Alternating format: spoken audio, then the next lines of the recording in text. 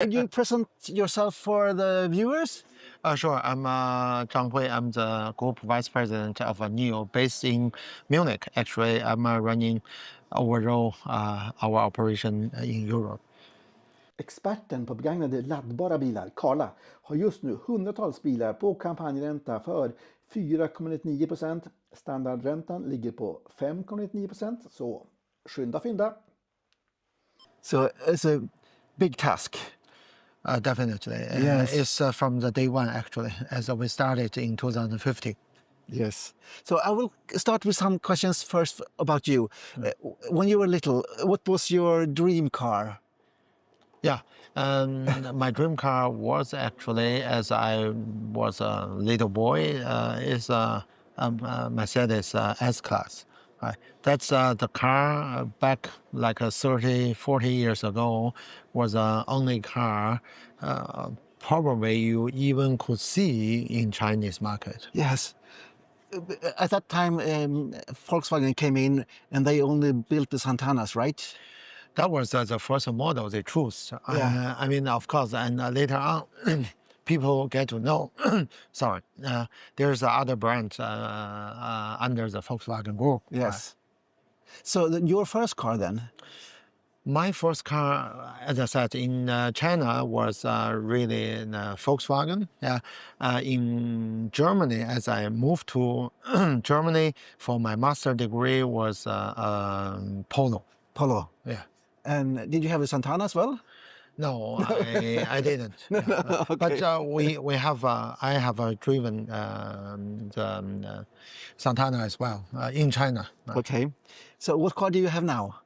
I'm driving NIO EL7.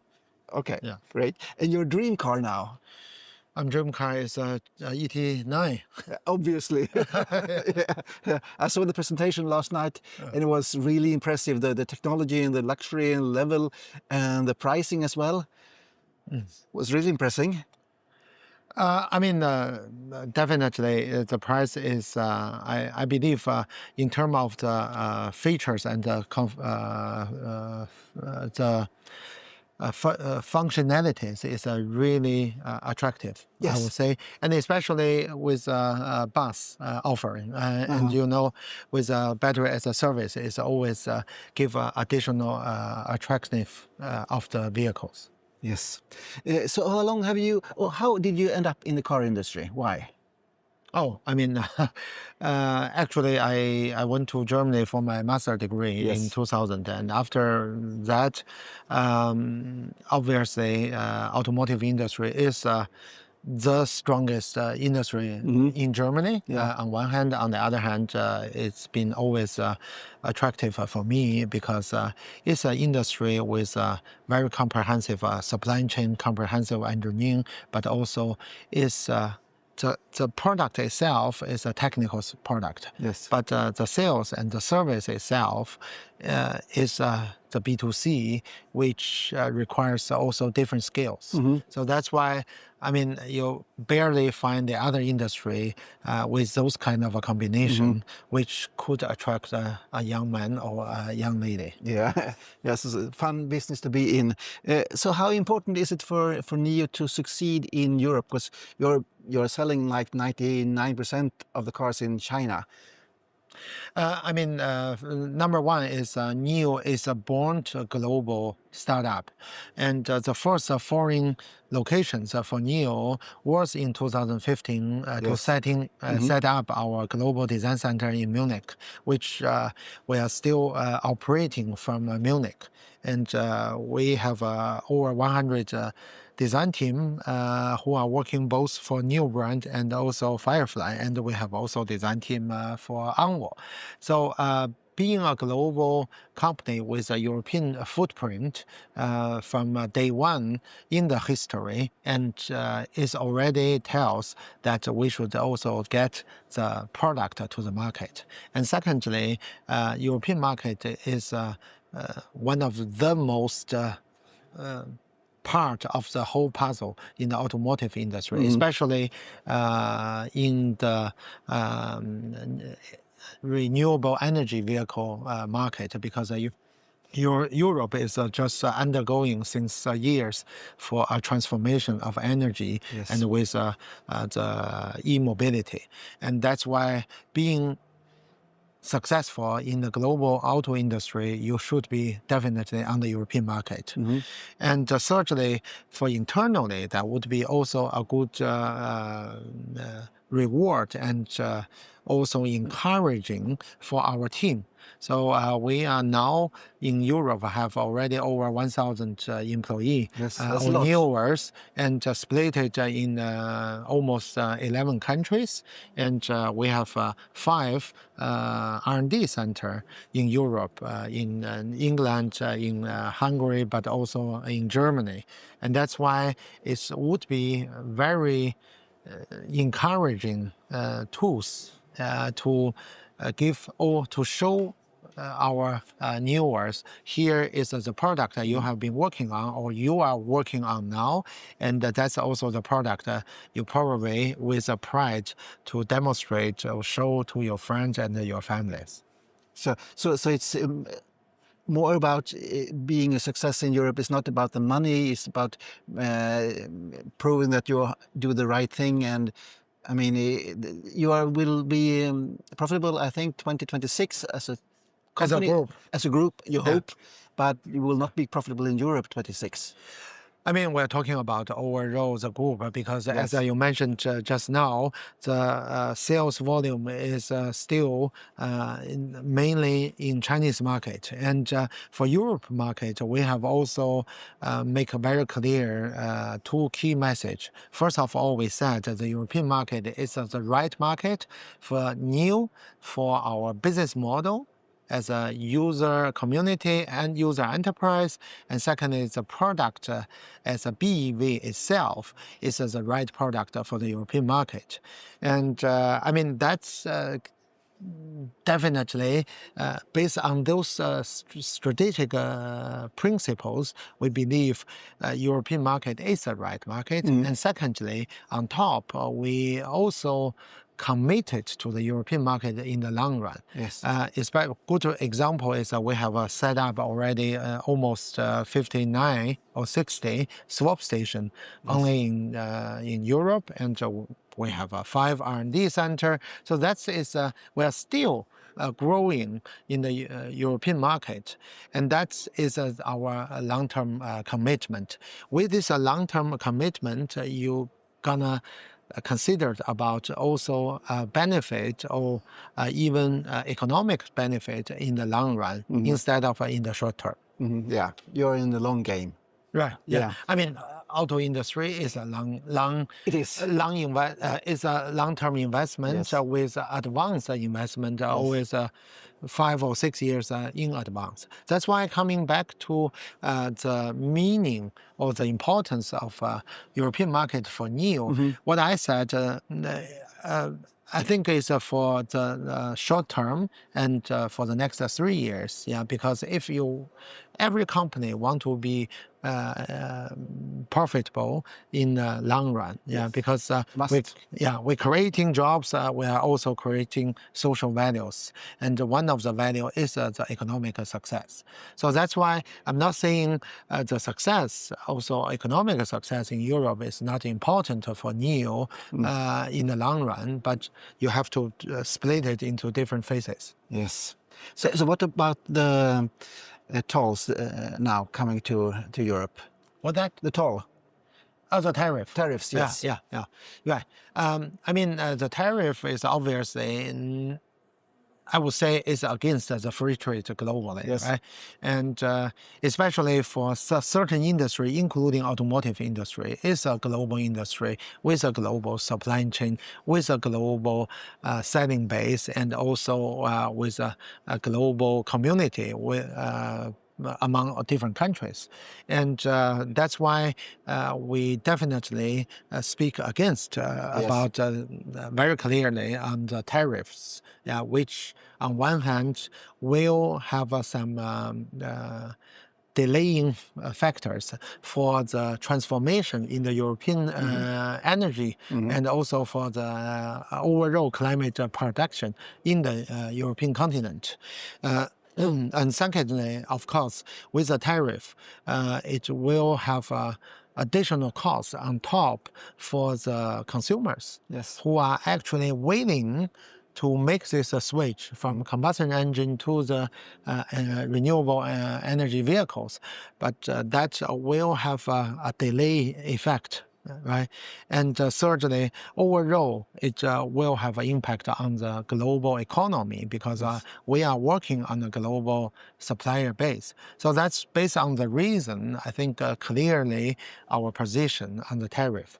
On the other hand, we're going to cope with the new circumstance, right? And as I mentioned, we have worked out, of course, some of the long-term and also short-term countermeasures, how we should really react on this tariff. But on the other hand, we are still, or even myself, are still optimistic with the hope that the Chinese government still can achieve agreement with the European Commission by talking about the minimum price undertaking, which could be a compromise solution in first step. So how much will the tariffs affect your prices? Do you have to take all the 20% you have? 20.7%. Yeah.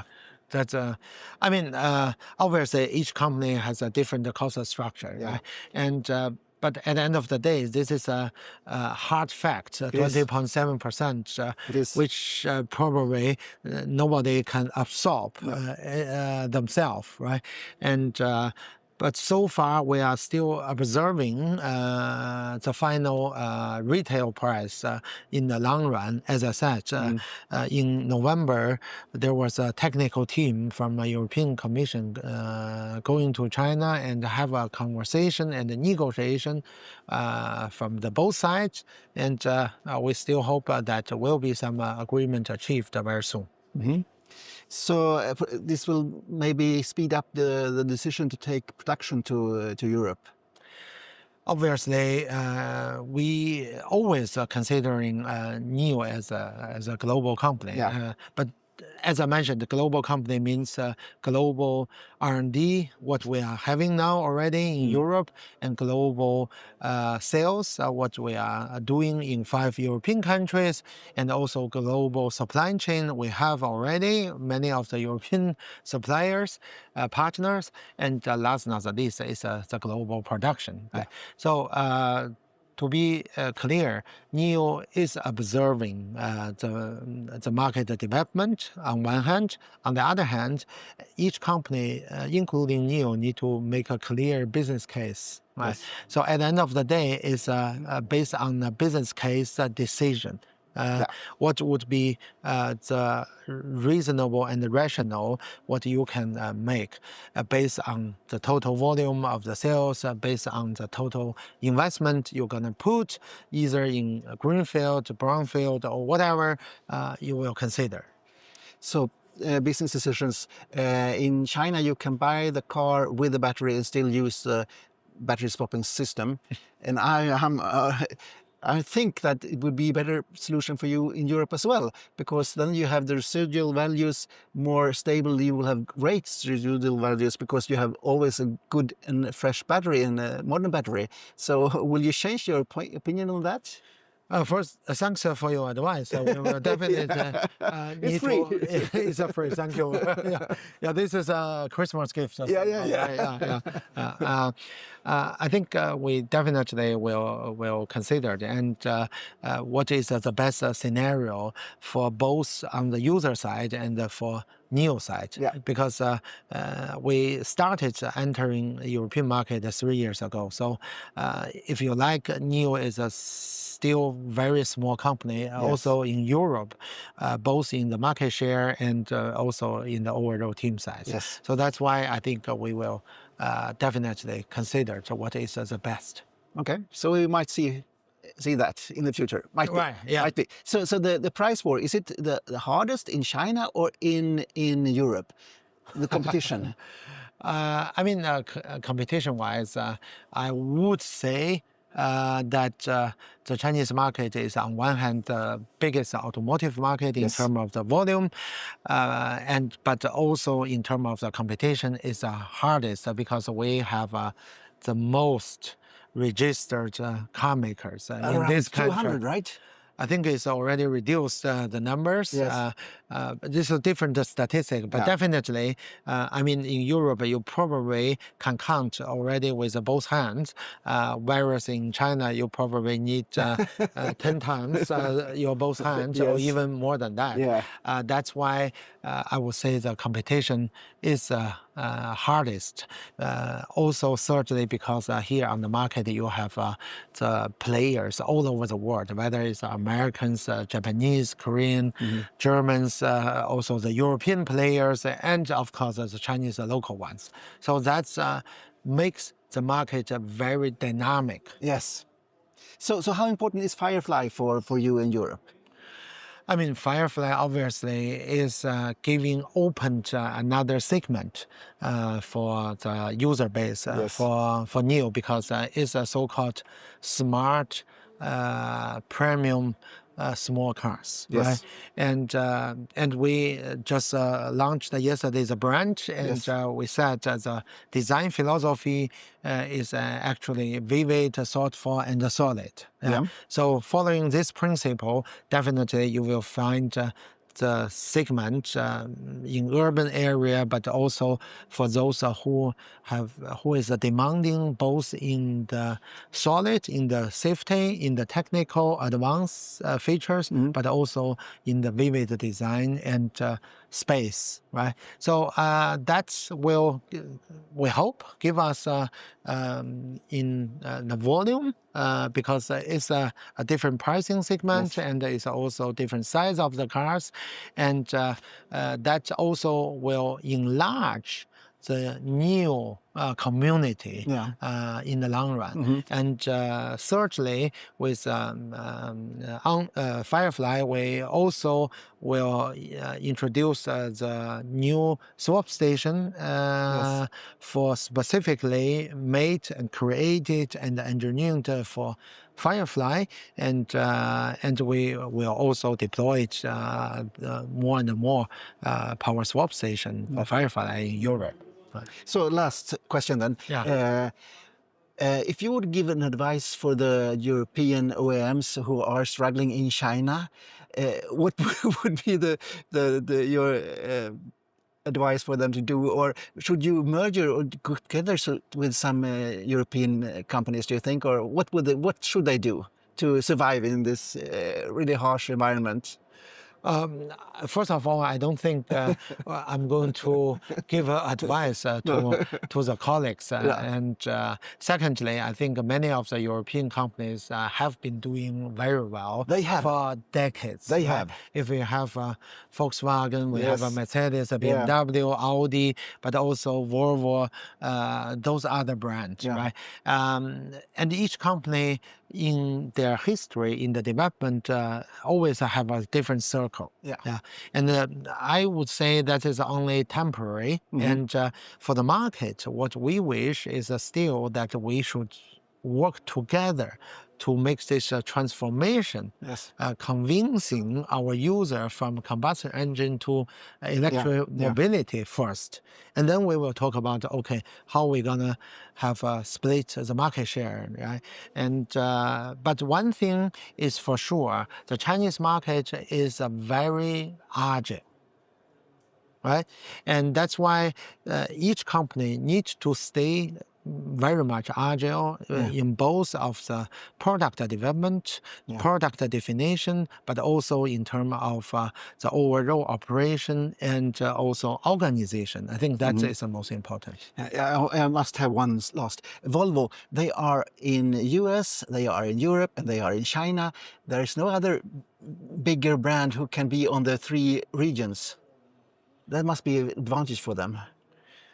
You mean Volvo? Volvo. Yeah. What do we build the question? They are producing cars in US and China and in Europe. And as I know, there is no other Chinese brand who can do that. I won't say no other Chinese brands can do that. Yeah, of I would course. say they haven't Done it. so far. But if I think we have seen there's a more Chinese company also set up overseas production, even in South American right now, also in Europe. And I believe car industry is a global industry. As we just talked, you need to go being a global successful automotive company. Otherwise, you won't really survive in the competition. Okay. Thank you very much for having me. Yeah. Very Eric, thank you pleasure. for the questions. And